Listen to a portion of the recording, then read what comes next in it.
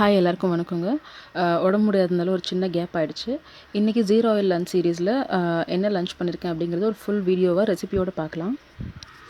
முதல்ல வந்துட்டு brown rice வந்துட்டு வேக வச்சுட்ருக்கேன். நான் ஆல்ரெடி சொன்ன மாதிரி ப்ரௌன் ரைஸ் வந்து வேகிறதுக்கு ரொம்ப லேட் ஆகும். அதை ஊற வைக்கிற டைமும் ஜாஸ்தியாக இருக்கணும். ஸோ நான் நைட்டே ஊற வச்சுட்டேன். இப்போ காலையில் வந்துட்டு பார்த்திங்கன்னா சாதம் வந்துட்டு குக் பண்ணிட்டுருக்கேன். வெந்துருச்சு. இப்போ அதை அப்படியே வடித்து விட்டுற வேண்டியது தான். அடுத்தது இந்த அவரைக்காய் பொரியலுக்கு வந்துட்டு ஒரு கடாயில் வந்து ஒரு 8லேருந்து 10 பல் பூண்டு வந்துட்டு நசுக்கி சேர்த்துருக்கேன். அது கூடவே ஒரு பாதி வெங்காயம், பாதி தக்காளி இது எல்லாத்தையும் சேர்த்து ஃபஸ்ட்டு நல்லா வதக்கிக்கலாம். நம்ம வந்துட்டு எண்ணெய் இல்லாமல் சமைக்கிறதுனால வெறும் வானலில் தான் வதக்கணும். ரொம்ப ட்ரை ரோஸ்ட் பண்ணக்கூடாது. ஜஸ்ட் அதுலேருந்து தண்ணி வெளியே வர்ற வரைக்கும் வதக்கிக்கலாம். அடுப்பை வந்துட்டு கம்மியாக வச்சுக்கணும், இல்லைனா அடி பிடிச்சிடும். இப்போ வெங்காயம் தக்காளி லைட்டாக வதக்கினதுக்கப்புறமா ஒரு கப் அளவுக்கு அவரைக்காய் சேர்த்து அது கூடவே உப்பு சேர்த்து நல்லா கலந்து விட்டுக்கலாம். கலந்து ஒரு 2 நிமிஷம் அப்படியே வதக்கிக்கலாம். 2 நிமிஷம் வதங்கினதுக்கப்புறமா ஒரு 2 டீஸ்பூன் அளவுக்கு குழம்பு மிளகாத்தூள் சேர்த்துக்கிறேன். உங்கள்கிட்ட சாம்பார் பொடி இருந்தாலும் சேர்த்துக்கலாம். சேர்த்து ஜஸ்ட் ஒரு 1 நிமிஷம் நல்லா கிண்டிக்கலாம். லைட்டாக அந்த பச்சை வாசனை போகிற டைமில் அரை கப் அளவுக்கு சுடு தண்ணி சேர்த்து மிக்ஸ் பண்ணி இதை அப்படியே மூடி வச்சிடலாம். தண்ணியெல்லாம் அப்சர்வ் ஆகி காய் சாஃப்ட் ஆகிற வரைக்கும். இப்போ பார்த்தீங்கன்னா கொஞ்சம் நேரத்துக்கு அப்புறம் தண்ணி எல்லாம் அப்சர்வ் ஆகி இந்த நம்ம போட்டோம் இல்லையா மிளகாத்தூள் இது எல்லாமே சேர்ந்து மிக்ஸ் ஆகி நல்லா குக் ஆகிடுச்சு. அப்பப்போ எடுத்து கிளறி விட்டுக்கிட்டே இருக்கணும், இல்லைனா அடி பிடிச்சிரும். ஸோ அவ்வளோதான், ரொம்பவே ஈஸியான அவரைக்காய் பொரியல் ரெடி, எண்ணெய் சேர்க்காமல். அடுத்தது முருங்கைக்கீரை சூப்புக்கு வந்துட்டு ஒரு பாத்திரத்தில் ஒரு 3 கப் அளவுக்கு தண்ணி சேர்த்துருக்கேன். அதில் 1 டீஸ்பூன் பூண்டு, அரை டீஸ்பூன் இஞ்சி நசுக்கி சேர்த்துருக்கேன். 1 டேபிள் ஸ்பூன் வெங்காயம், 1 டேபிள் ஸ்பூன் தக்காளி, ஒரு கையளவுக்கு முருங்கைக்கீரையில் வாஷ் பண்ணிவிட்டு சேர்த்துக்கலாம். இது கூடவே அரை டீஸ்பூன் சீரகம், அரை டீஸ்பூன் மிளகு, தேவையான அளவுக்கு உப்பு அண்ட் மஞ்சள் தூளுக்கு பதிலாக நான் வந்துட்டு மஞ்சளை வந்து சின்ன பீஸாக இடித்து சேர்த்துருக்கேன். சூப் எப்படியும் வடிகட்டிடுவோம் இல்லையா, ஸோ அதை கொதித்து நம்ம ஃபில்ட்ரு பண்ணிக்கலாம். ஸோ இப்போ எல்லாத்தையும் கிண்டி நல்லா வந்துட்டு ஒரு 10 நிமிஷத்துக்கு ஹை ஃப்ளேமில் கொதிக்க வச்சுக்கலாம். இந்த மாதிரி நல்லா கொதிக்கணும். கொதிச்சதுன்னா உங்களுக்கு அந்த கீரை வந்துட்டு வெந்து சாஃப்டாகும், கீரையோட சாரம்லாம் இறங்கியிருக்கும். அந்த மாதிரி நல்லா கொதித்து இந்த சூப் வந்துட்டு கொஞ்சம் பாதியாக குறைஞ்சிருக்கும். அந்த நேரத்தில் அதை அடுப்புலேருந்து ரிமூவ் பண்ணிடலாம். எடுத்து வடிகட்டி குடிச்சிக்க வேண்டியது தான்.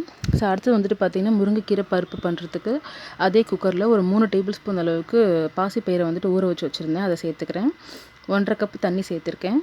இது கூடவே ஒரு வெங்காயம், ஒரு தக்காளி, ஒரு 10 பல் பூண்டை வந்து நசுக்கி சேர்த்துருக்கேன். இது கூடவே அரை டீஸ்பூன் மிளகு, அரை டீஸ்பூன் சீரகம்.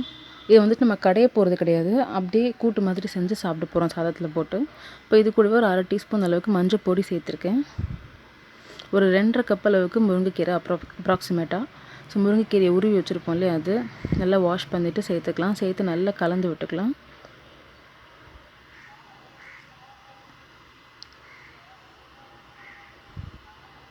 நல்லா கலந்துட்டு ஒரு 2-3 பச்சை மிளகாய் சேர்த்துருக்கேன். உங்கள் காரத்துக்கு தக்கன சேர்த்துக்கோங்க. சேர்த்து கலந்துட்டு ஒரு 3 விசில் வந்து நல்லா வேக வச்சு எடுத்துக்கலாம். பருப்பும் வெந்துடும், கீரையும் சாஃப்ட் ஆகிடும். ஸோ 3 விசிலுக்கு அப்புறம் பார்த்திங்கன்னா நல்லா வெந்துருச்சு. இப்போ கரண்டியை வச்சு லைட்டாக மேஷ் பண்ணிக்கலாம். கடையெல்லாம் வேண்டாம், சும்மா லைட்டாக மேஷ் பண்ணணும். இது வந்துட்டு ரொம்ப தண்ணியாகவும் இருக்கக்கூடாது, ரொம்ப திக்காகவும் இருக்கக்கூடாது. அவ்வளோதான். இது வந்துட்டு சாதத்தோடு போட்டு சாப்பிட்லாம். அது ஜீரோ ஆயில் அப்படிங்கிறதுனால அப்பாவுக்கு வந்து நாங்கள் எண்ணெய் சேர்க்கக்கூடாது. ஸோ நான் தாளிக்கல. உங்களுக்கு வேணும்னா நீங்கள் தாளிச்சிக்கலாம், எப்பவும் கீரைக்கு தாளிக்கிற மாதிரி. கடுகு, உளுத்தம் பருப்பு, வடகம், காஞ்ச மிளகா போட்டு வேணும்னா தாளிச்சிக்கோங்க. அண்ட் அடுத்தது சுண்டலுக்கு வந்துட்டு பார்த்திங்கன்னா முளைக்கட்டின கொள்ளு இருக்குது, ஃப்ரிட்ஜில் வச்சுருந்தேன். ஸோ அதை தான் வந்துட்டு இன்றைக்கி சுண்டல் பண்ண போகிறோம். ப்ரெஷர் குக்கரில் சேர்த்து அரை கப்பு சுண்டலுக்கு கொஞ்சமாக உப்பு, 1 கப்பு தண்ணி சேர்த்து 3 விசில் விட்டு எடுத்துக்க வேண்டியது தான். ஸோ லஞ்ச் ரெடி ஆகிடுச்சு. கொள்ளு சுண்டல், முளைக்கட்டின கொள்ளு சுண்டல். இது கூட வந்துட்டு பார்த்திங்கன்னா முருங்கைக்கீரை பருப்பு செஞ்சோம்னா இதுதான் குழம்பு மாதிரி சாதத்தில் போட்டு பிசைஞ்சு சாப்பிட்றதுக்கு. அண்ட் ப்ரௌன் ரைஸ் வேக வச்சது உதிரி உதிரியாக சாதம் நம்ம வடிச்சோன்னா சாப்பிட நல்லாயிருக்கும். அண்ட் அவரைக்காய் பொரியல்.